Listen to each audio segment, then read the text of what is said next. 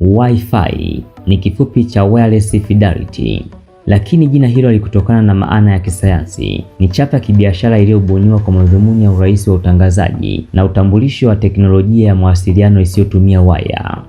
Wi-Fi haimaanishi wireless fidelity kihistoria, ingawa mara nyingi watu huamini kuwa ni kifupi cha maneno hayo. Ukweli ni kwamba jina hilo halina maana ya moja kwa moja ya kisayansi. Lilibuniwa kama chapa ya kibiashara mnamo mwaka 1999 na kampuni ya Interbrand kwa niaba ya Wi-Fi Alliance, shirika lisilo la faida linalosimamia viwango vya teknolojia.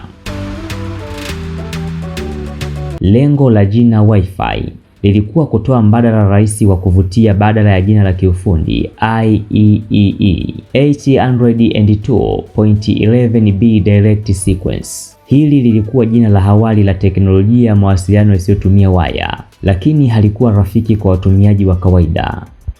Wi-Fi Alliance ilihitaji jina ambalo lingeweza kutambulika kwa urahisi sokoni, na hivyo Wi-Fi likazaliwa, jina ambalo lilionekana kama linafanana na iFi, yaani high fidelity, teknolojia ya sauti ya hali ya juu ambayo tayari ilikuwa maarufu. Hii ilisaidia kuhusisha Wi-Fi na ubora wa mawasiliano.